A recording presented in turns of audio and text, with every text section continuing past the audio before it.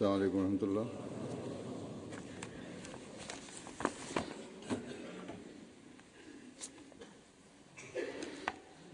أشهد أن لا إله إلا الله وحده لا شريك له وأشهد أن محمدا عبده ورسوله أما بعد فأعوذ بالله من الشيطان الرجيم بسم الله الرحمن الرحيم الحمد لله رب العالمين الرحمن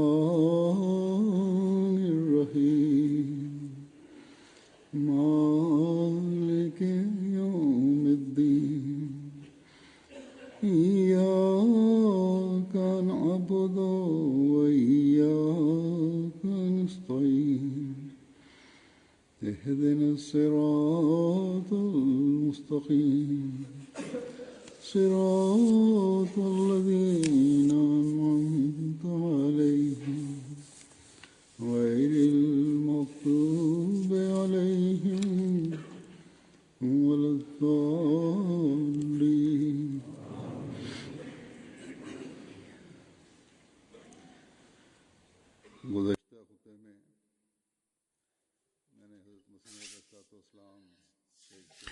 En mi pasado sermón leí un extracto del Santo Mesías Prometido, la paz sea con él, en el que el Santo Mesías Prometido dijo que vosotros, que los que habéis nacido en mi época, debéis saltar de alegría porque Allah Ta'ala, al haberos hecho nacer en esta época, os ha unido entre aquellos afortunados que han visto, atestiguado la época del Mesías Prometido y sobre el cual muchas personas fallecieron antes de su advenimiento, esperando su advenimiento.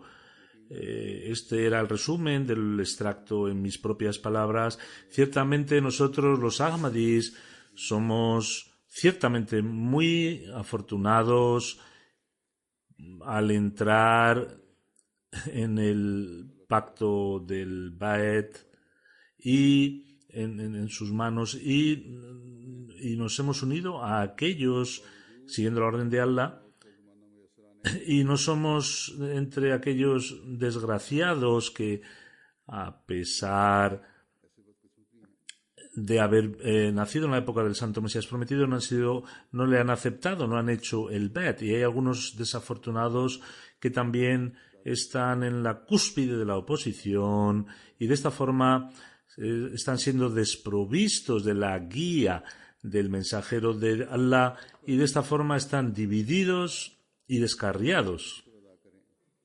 Por lo tanto, deberíamos agradecer a Allah.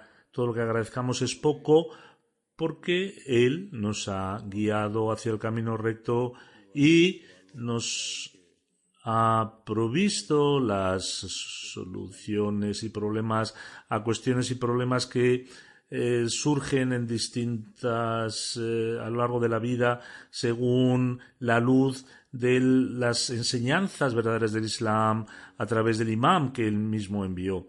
El Santo Mesías Prometido, en sus escritos, en sus discursos, en sus reuniones, ha vertido luz a través de ejemplos y han sido narradas a nosotros por sus compañeros, pero a quien debemos más, a quien debemos estar más agradecido es Hazrat Musleh Maud radhiyallahu anhu, que narró los dichos del Santo Mesías Prometido en sus sermones y en sus alocuciones,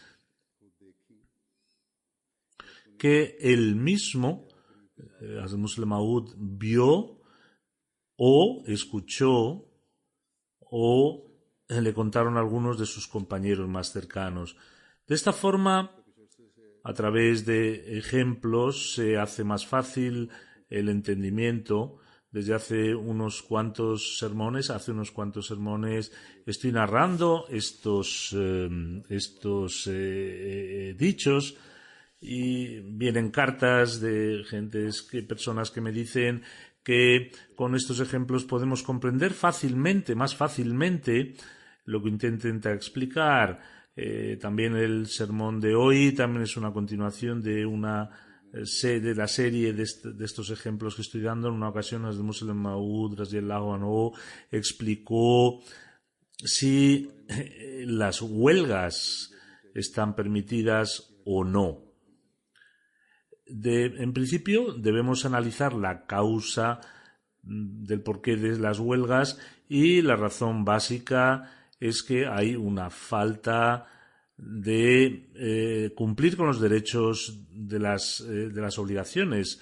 En los asuntos mundanos, a veces el empleador no cumple las obligaciones hacia sus empleados, y cuando los empleados tienen la oportunidad no cumplen con los derechos de los empleadores, y esto genera intranquilidad. A veces el gobierno no cumple con los derechos de sus súbditos, y a veces la gente los súbditos no cumplen con los gobernantes. Cuando el empleador o el gobierno no cumplen sus derechos, obviamente habrá una reacción. Pero cuando el empleado o la gente rehúsa cumplir sus obligaciones, se les somete a durezas y a represiones. Es un vicio, un círculo satánico vicioso que se aplica en el mundo, y el mundo se ha envuelto en ello. Por eso la enseñanza del Islam es que no debemos considerarnos extraños unos con otros, sino que deberemos tratarnos como hermanos e intentar cumplir nuestras obligaciones. De esta forma, el sistema, incluso si es un sistema mundanal, no dejará de funcionar. Este es el resumen de la enseñanza islámica y de la cultura islámica. Y a este respecto, y no está solamente confinada al gobierno islámico. En un gobierno secular también debemos cumplir con nuestros deberes, y cuando pidamos algo, en lugar de utilizar las huelgas, en lo que respecta a los empleados, se deben utilizar medios legales en lugar de hacer huelgas o utilizar otro tipo de medidas ilegales.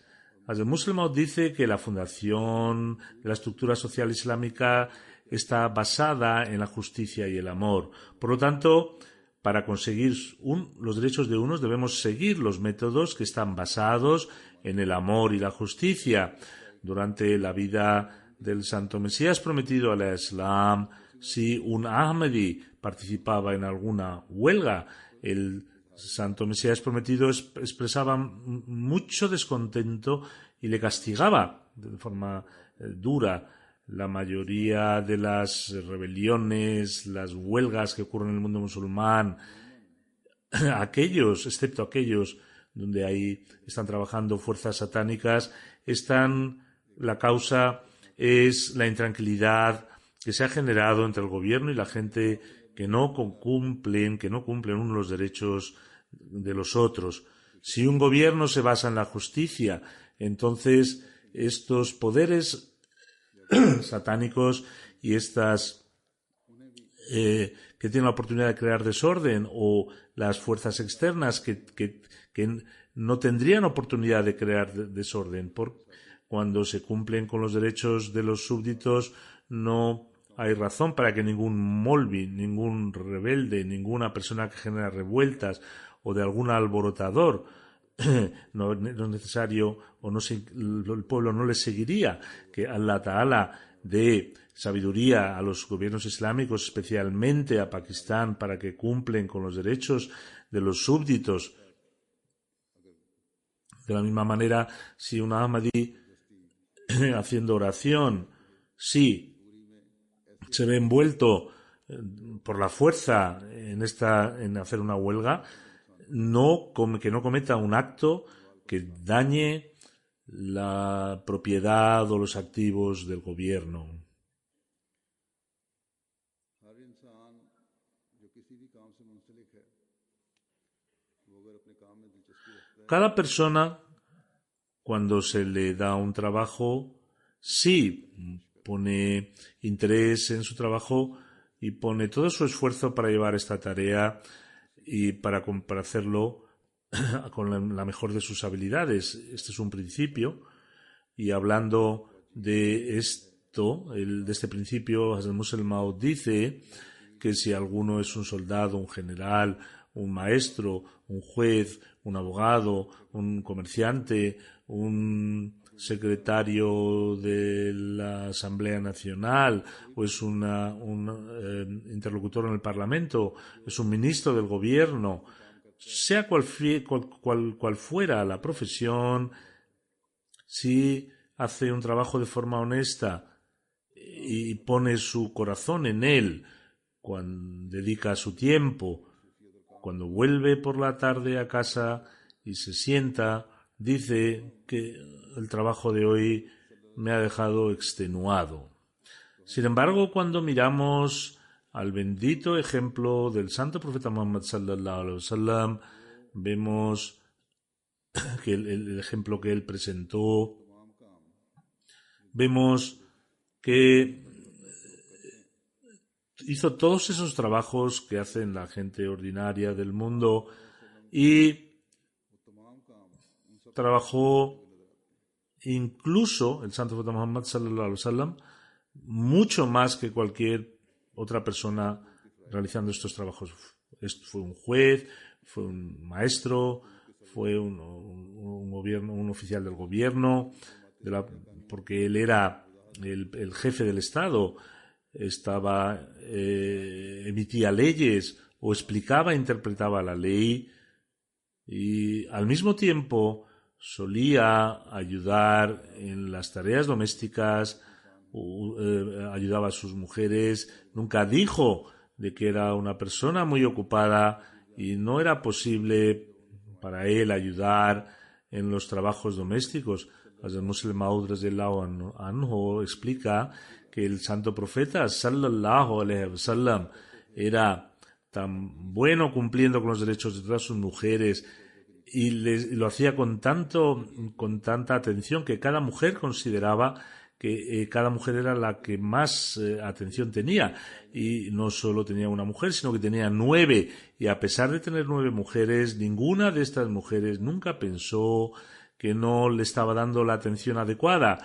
Por lo tanto, la rutina del santo profeta sallallahu alaihi wasallam, que después de la oración del Asar solía dar una vuelta por cada una de las casas de sus mujeres y preguntaba sobre sus necesidades. A veces en los trabajos domésticos les solía ayudar también, y aparte de esto, como he explicado, el santo profeta sallallahu alaihi wasallam tenía muchas responsabilidades, tenía que atender decenas de responsabilidades y no había un momento en su vida donde él pudiera sentarse ocioso. El santo profeta sallallahu alaihi wasallam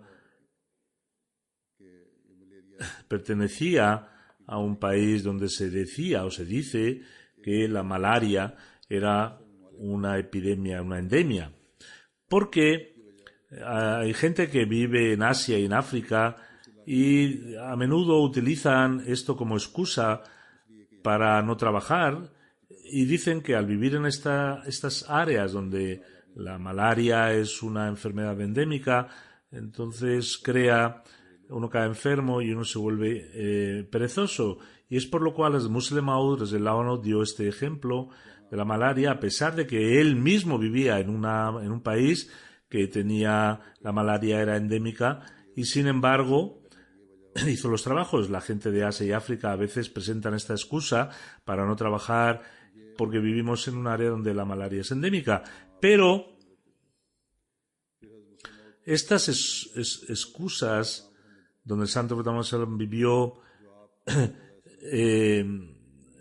no ocurría. Hazrat Musa nos dice que vimos al santo Mesías prometido, que era un perfecto seguidor del santo profeta Muhammad sallallahu alaihi wasallam.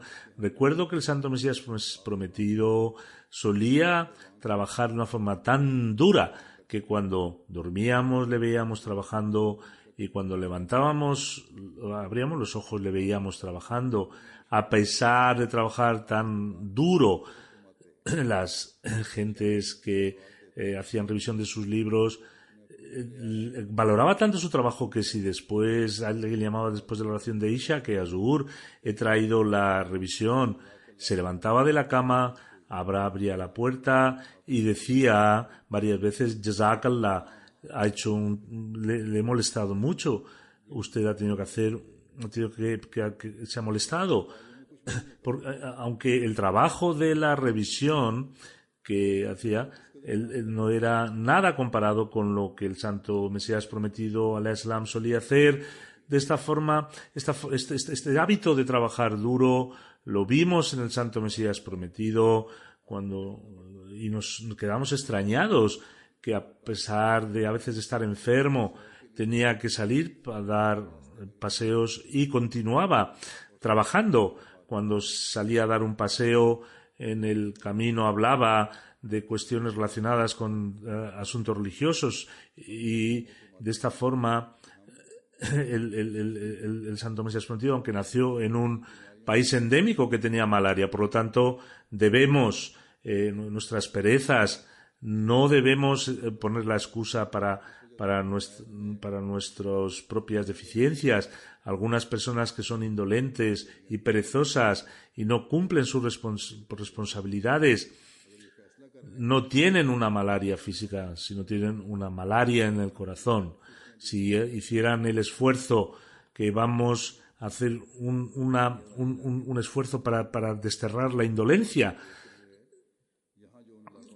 los que viven en países donde hay malaria, la malaria es endémica, incluso aquí en Europa, que ha venido gente que han emigrado de países asiáticos, hay muchos que están en sus casas perezosos, están todo el día en casa viendo la televisión o peleando con sus esposas o tratan a sus hijos de una forma tan mala que los hijos también se hartan de ellos.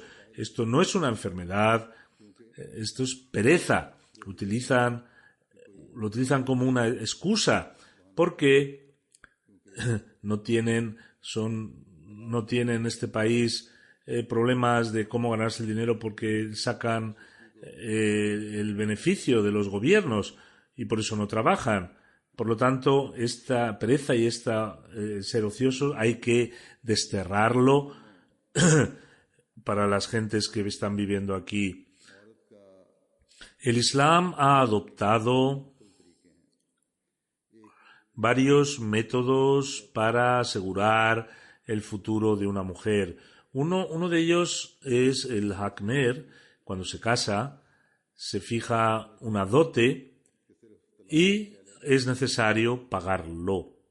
Algunas personas piensan que la dote solo se da cuando hay un divorcio o una separación, pero el propósito de este dinero, ¿cuál es el propósito de esta dote? El propósito es que la mujer tenga algo de dinero a su disposición para que a veces cuando ella lo necesite o surja alguna necesidad donde ella sienta vergüenza de pedírselo a su marido, entonces pueda gastar de este dinero. A veces puede tener también una necesidad donde el marido no puede cumplir con esta necesidad. Si la mujer tiene algo de dinero, podrá cumplir su necesidad. Y si no se les va a pagar la dote, en cualquiera, y hay otras situaciones también, donde la mujer no puede cumplir estos deseos suyos. Por ejemplo, una mujer quiere ayudar a algún familiar y no quiere decírselo al marido. Tiene que tener un dinero donde pueda gastar, o puede surgir una emergencia o alguna necesidad personal.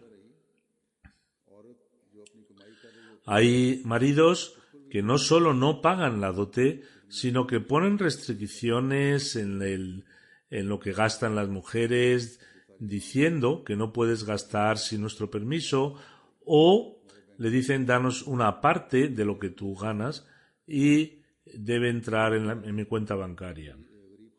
Esto es completamente erróneo. De la misma forma, hay una tradición en las familias pobres, en algunos lugares también hay esta costumbre, y es que los padres de la novia cogen la dote del marido y lo cobran ellos, de la parte política.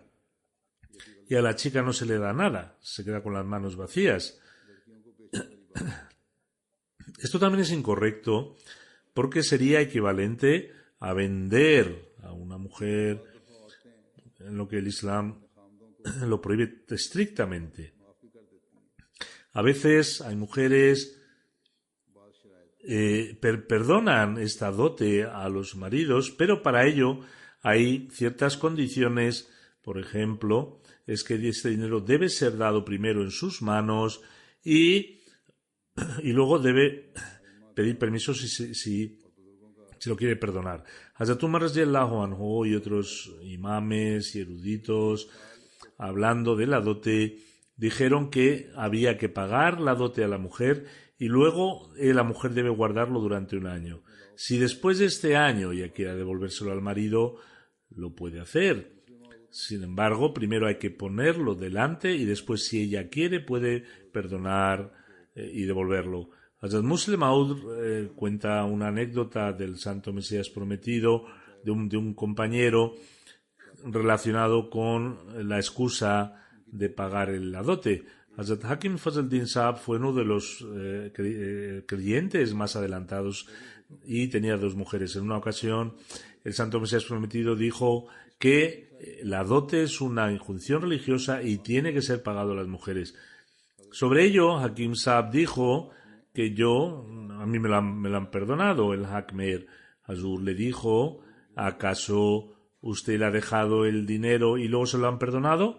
Dijo, no, Hazur, yo me lo dijeron de palabra y me lo perdonaron. El Santo Mesías Prometido dijo, primero, déselo usted y después dígale si se lo perdonan o no. Este también es lo mínimo, el rango mínimo, porque de hecho la mujer debe mantener ese dinero durante un año. Y si ella después quiere perdonarlo, lo puede perdonar.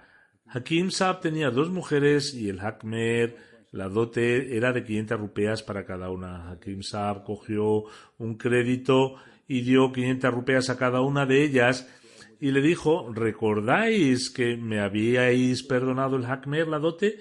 Por lo tanto, ahora devolvedme este dinero. Sin embargo, sus mujeres le dijeron que ¿cómo sabíamos nosotros de que tú nos ibas a pagar? Porque por eso te lo perdonamos. Sin embargo, ahora no te lo devolveremos. Ya que ha venido en nuestras manos, Akisa fue al Santo Mesías Prometido y le relató el incidente pensando que yo pensé que iba a tener el dinero de vuelta. Tomé un crédito de 1000 rupeas y les pagué a las mujeres, pero ellas han dicho que no me lo devuelven. Escuchando este relato, el Santo Mesías Prometido empezó a reírse y dijo que es lo correcto lo que han hecho ellas. Primero hay que darle el dinero a la mujer y después de un tiempo, si ella quiere perdonarlo, que lo haga. Sin embargo, no puedes excusarse no puede perdonar sin darle el dinero. Es decir, que no se puede excusar sin dar primero, es como adquirir un favor sin luchar por él, sin hacer ningún esfuerzo por él.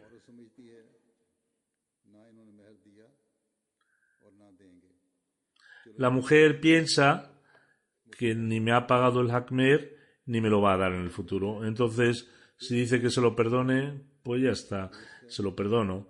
Pero cuando la mujer recibe la dote y lo devuelve con contento, entonces es correcto, porque si su dote es de 1.000.000 de rupeas y no lo ha recibido porque ella sabe que no me va a dar de su bolsillo, solo es una palabra, Por lo tanto, antes de pedir el perdón de la dote a las mujeres es necesario pagárselo, y si se le da a una mujer cuando ella no sabe lo que va a necesitar en el futuro, a veces la mujer no sabe cuáles van a ser sus necesidades futuras, o se les da cuando sus padres se lo quieren pedir. Esto es no permitido porque, ya como he comentado, cogen la dote de sus hijas y es un comercio que está totalmente prohibido. Respecto al zakat, que es obligatorio sobre todos aquellos que cumplen las condiciones,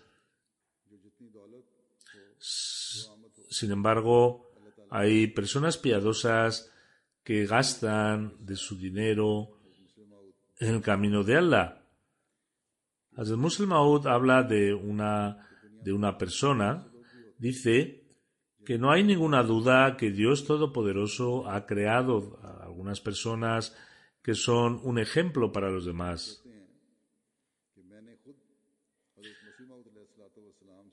Hazrat Musleh Maud dice que escuchó del Santo Mesías prometido al Islam en una ocasión que a una persona piadosa le preguntaron: ¿cuánto tengo que pagar de zakat? El hombre dijo que tú tienes que pagar una de 40 rupeas, tienes que pagar una rupia. El hombre le dijo: ¿por qué me ha dicho que para mí? ¿Eso significa que hay distintos rangos dependiendo de cada persona? Dijo: sí, si tú tienes 40 rupeas, tienes que pagar una rupea para el zakat, pero si yo tuviera 40 rupeas, yo tendría que pagar 41 rupeas de zakat, porque vuestro estatus a la vista de Dios es todopoderoso, es que tú trabaja y come, pero a mí Allah Ta'ala me ha dicho que Él mismo va a cuidar de mis necesidades, y si por mi estupidez junto 40 rupeas y pagaré las 40, y también pagaré una rupea extra como multa. Este es el estado de la gente piadosa. Hay personas que solamente se focalice en la religión porque Dios les ha creado para este propósito, pero el resto de la gente, los que viven en la tierra, deben ganar su riqueza y deben gastar una parte de su tiempo y dinero en el camino de Allah, en la adoración, en trabajos relacionados con la fe, buscando el arrepentimiento delante de Allah Ta'ala, haciendo oraciones, el respeto, el dinero y el honor que Dios ha dado es un gran favor de Dios Todopoderoso. Por lo tanto, la mejor forma de agradecer a Allah Ta'ala es que también cuiden de los derechos de los demás. Algunas personas tienen una mente muy comercial o copian algunas cosas que van en contra de la tradición de la comunidad o van en contra de las enseñanzas del Islam. Estas gentes se pueden encontrar entre los responsables e incluso también en los cuerpos administrativos de la comunidad. En una ocasión, en Qadian, en el Anjuman, en el cuerpo administrativo local, publicó un documento que empezó a venderse por un ana, que era la cuarta parte, que era 4 pesas. Era algún tipo de informe. Hoy también hay gente que viene o trae nuevos métodos y caminos y olvidan sus tradiciones y sus enseñanzas. Voy a presentar el consejo de Hazrat Musleh Maud. Hazrat Musleh Maud dijo que yo quiero decir a los miembros de la comunidad de que deben seguir la Sharia, la ley islámica, al Santo Profeta Muhammad sallallahu alaihi wasallam y al Santo Mesías prometido al Islam en todo lo que hacen. Hace unos días se me mostró un trozo de papel y lo que vi es que había una especie de formulario Sin embargo, la persona que me lo mostró dijo que se vendía por un ana, 4 pesas, y supe que lo había publicado en nuestro cuerpo ejecutivo. Vio un sello legal del gobierno y dijo que también vamos a hacer un papel parecido y cobrar. Hay un proverbio que dice que un cuervo intentó imitar a un cisne y se olvidó de su propio movimiento. Yo no puedo decir esto, pero puedo decir que el cisne, el cuervo trató de imitar al estilo del... El cisne imitó el estilo del cuervo y obligó su forma de andar. ¿Cuál es nuestra relación con gobiernos mundanales? El Santo Profeta Muhammad y el Mesías Prometido nunca hicieron este tipo de documentos. ¿Por qué dais la oportunidad a los oponentes de levantar alegaciones? Ese tipo de actos permite criticar a los oponentes y dicen que mirad lo que están haciendo. El que lo hace es otro, una persona individual, pero difama a la comunidad entera. Los comités locales, el ejemplo de ellos es como de un viejo que vivía anciano en Gurdaspur, era muy alto y tenía una barba muy larga y le gustaba imitar a otros. Él, cuando veía a alguien desde lejos, en lugar de decirle Assalamu alaikum, la paz sea contigo, decía Allahu Akbar, Dios es el más grande. Y cuando se aproximaba a él, le cogía de su dedo pulgar y decía Allahu Akbar y solía después juntos saltar cogiendo el dedo pulgar. Solía visitar al Santo Mesías Prometido y le gustaba imitar también al presidente de nuestra comunidad local. Azur está diciendo que a veces al copiar uno comete actos incorrectos. Como era un trabajador pobre que trabajaba con un magistrado y siempre trabajaba con documentos y archivos.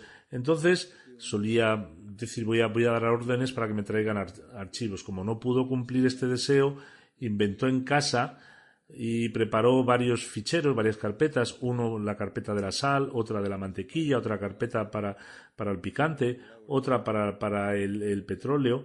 Cuando venía del trabajo a casa, daba la vuelta y se sentaba en un sitio y decía necesito sal, y decía a la mujer por favor coge el archivo de la sal, y después de leerlo de un rato decía que se ejecute la orden de que se permita esta cantidad de sal.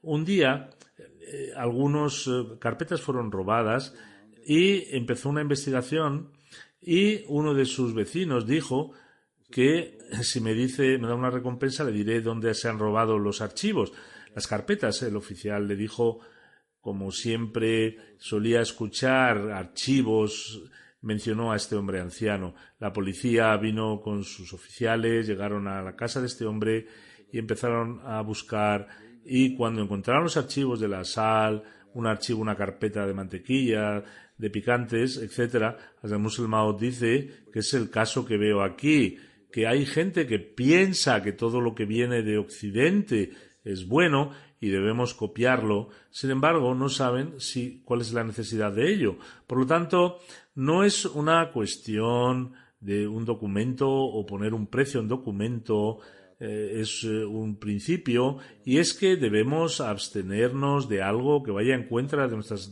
enseñanzas y nuestras tradiciones. Si algo tenemos que copiar algo al mundo, y de hecho del mundo, y esto no es copiar al mundo. Si queremos copiar algo, debemos copiar o emular el noble ejemplo del santo profeta Muhammad sallallahu alaihi wasallam, o en esta época debemos copiar al santo Mesías Prometido, a quien Allah Ta'ala le ha enviado como ejemplo.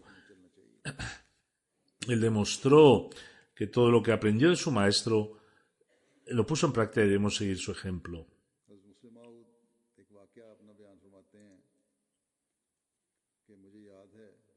Hazrat Musleh Maud habla de un incidente propio, de un evento propio, y dice que recuerdo que era en la vida del Santo Mesías Prometido, era su último año, o era un mes de Ramadán del primer califato, hacía un calor muy fuerte, o no pude beber agua durante la época del Sehri y durante el ayuno sentí una sed tremenda y pensé que iba a caer desfallecido y quedaba todavía 1 hora para que se expusiera el sol. Exhausto, caí en una cama y vi en una visión que alguien me ponía un poco de pan, que es un snack hecho de hoja de betel. Lo chupé y desapareció mi sed. Cuando pasó este estado me di cuenta que no tenía ninguna necesidad de beber nada. Esta es la forma en que Allah Ta'ala calmó mi sed.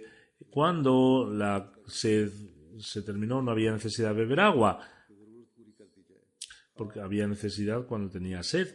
El objetivo es que para que algo se cumpla, o bien se provee el medio adecuado o se provee un medio para no necesitarlo. Es decir, cuando se borre el deseo de ello, cuando algo se provee, desaparece el deseo, o cuando no hay deseo, desaparece el deseo. Una persona escribió al Santo Mesías Prometido que hiciera oraciones para que me case con una mujer. El Santo Mesías Prometido dijo yo oraré, pero no hay ninguna condición para que te cases con ella. Te cases con ella o la rechaces. El Santo Mesías Prometido hizo una oración y al cabo de unos días la persona escribió que ya no quiero a esta mujer.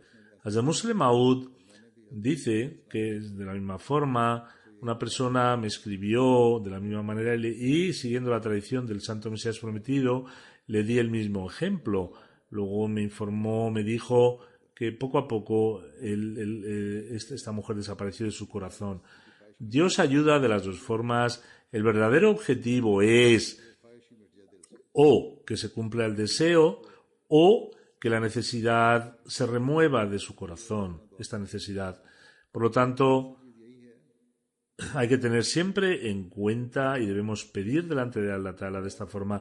Y el verdadero objetivo es ofrecer súplicas a Dios, dando predilección al contento de Allah y sobre la decisión que Allah Ta'ala aplique. Hay personas que me escriben y me dicen que quiero casarme con tal familia, con tal chica. Pida por mí, porque haga también, por favor, el esfuerzo, hable con sus padres y diga a la organización que me ayude, porque si no, moriré y también morirá la otra parte.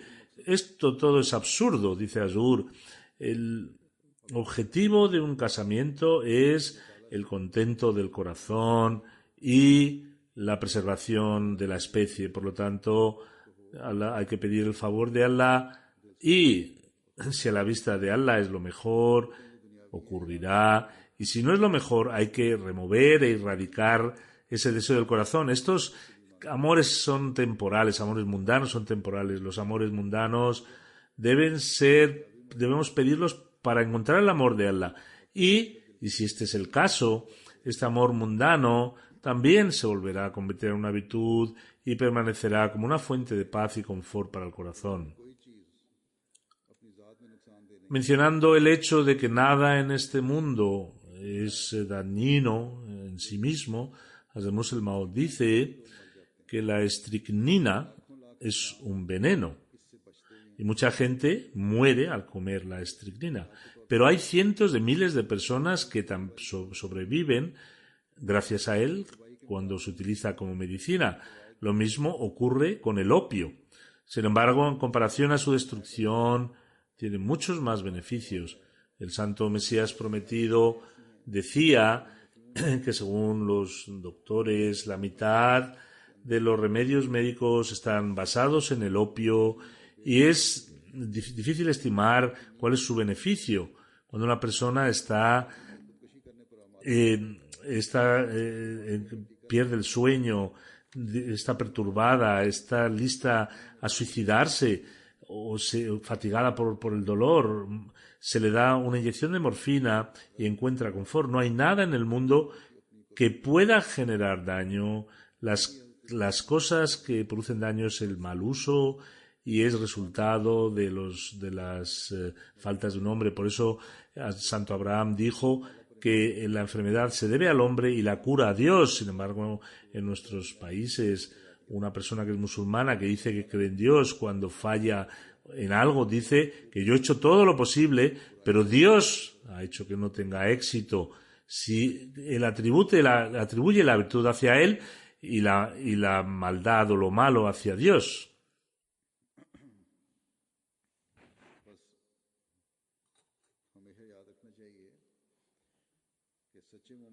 Por lo tanto, debemos recordar que el verdadero creyente es que cuando hace algo y sale un buen resultado, debe decir, Alhamdulillah, todas las alabanzas pertenecen a Allah, que es quien me ha dado éxito. Y cuando salga un resultado erróneo, tiene que decir, Inna lillahi wa inna ilaihi raji'un. Ciertamente pertenecemos a Dios y a Él debemos devolver, y ha sido debido a mis propias faltas. La persona que atribuye faltas a sí mismo y dice que todas las bendiciones y las alabanzas pertenecen a Allah sobre un éxito, esa persona recibe bendiciones de Dios Todopoderoso. Allah Ta'ala muestra misericordia a aquellos y les da aún más éxitos cuando atribuyen su éxito a Dios Todopoderoso. A veces cosas sencillas, ordinarias, producen grandes beneficios. Hablando de ello, Hazrat Musleh Maud dice en uno de sus sermones que yo escuché del Santo Mesías Prometido, al Islam, una historia de una mujer que tenía solamente un hijo. Iba a ir hacia una batalla y dijo a su madre que si vuelvo, dígame qué es lo que quiere que le traiga de vuelta para que le produzca una gran alegría. ¿Qué regalo le debo traer? Su madre le dijo, con que vuelva sano y salvo, esto es el mejor motivo de felicidad. El hijo insistió y le dijo, no, dime qué quieres que te traiga.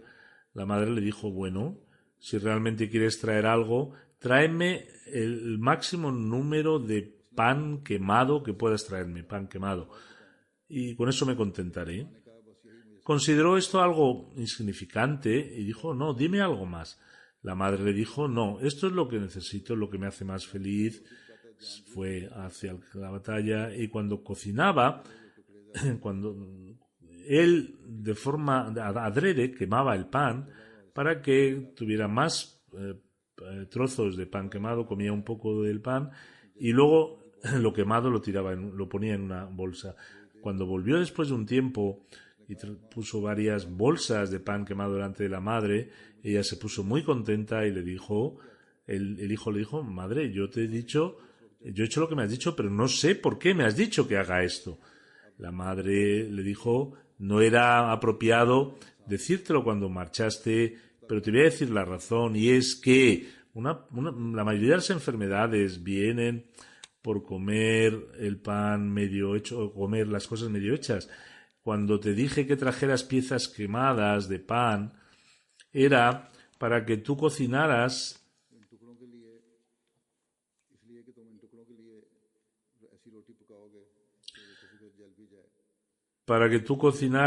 de forma que de alguna forma pues estuviera ya hecho y dejarías el pan quemado y comerías el resto y con eso tendrías mejor salud. Y esto es lo que pasó. Aparentemente es algo muy insignificante.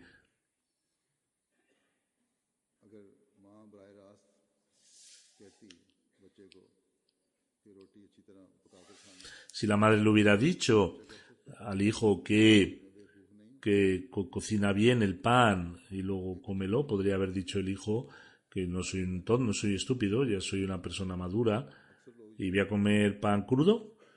Dice Azur que he visto que en esta época la mayoría de la gente comete la estupidez de comer pan prácticamente sin cocinar. En cualquier caso, el acto de esta madre permitió que el hijo tuviera mejor salud. Hablando sobre el asunto de la oración, en sus sermones dijo que estaba hablando sobre la aceptación de las oraciones. Algunas personas piensan que estas son pequeñas cosas las que estoy mencionando y que ya sabemos de qué está hablando. Sin embargo, a pesar de conocer, no cumplen. Allah Ta'ala, el exaltado, dice que hay dos condiciones principales, fundamentales para la aceptación de las oraciones, y una es, deben escucharme y deben creer en mí. Es decir, tenéis que aceptar lo que yo digo y debéis creer en mí. Allah Ta'ala dice. Hay otras, aparte de estas ordenanzas, hay que invocar bendiciones del Santo Profeta Muhammad, dar caridad. Sin embargo, el Santo Corán ha mencionado estos dos hechos, la gente dice que lo sabe. Sabiéndolo, dice Azur, no cumplen. Me escriben también de que hemos hecho grandes plegarias, hemos hecho súplicas, pero Allah Ta'ala no acepta nuestras oraciones.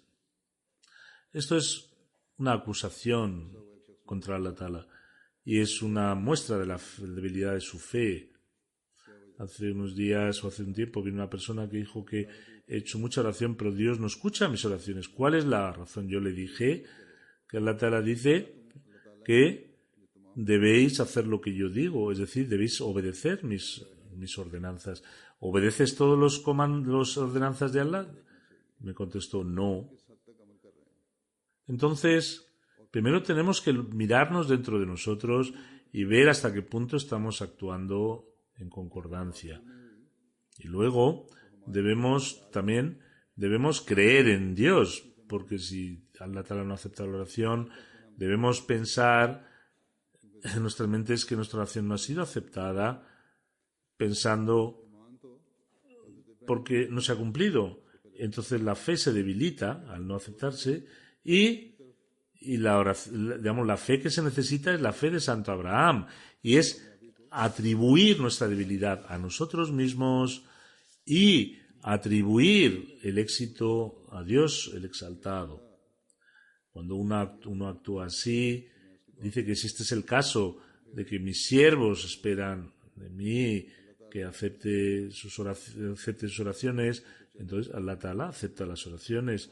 Por eso que Allah Ta'ala nos permita obedecer sus mandamientos, que refuerce nuestra fe y que también nos dé el estatus de aceptación de nuestras oraciones. Después de las oraciones haré una oración funeral en ausencia de Sayyid Asadul Islam Shah Sahib de Glasgow. Era el hijo de Sayyid Naim Shah Sahib. Su padre y su abuelo sirvieron a la comunidad y es una familia antigua que está sirviendo a la comunidad del 24 de marzo de 2016 a la edad de 40 años. Fue atacado. Inna lillahi wa inna ilaihi raji'un. El 24 de marzo estaba en su tienda y fue mortalmente herido. Fue llevado al hospital, pero murió antes de llegar al hospital.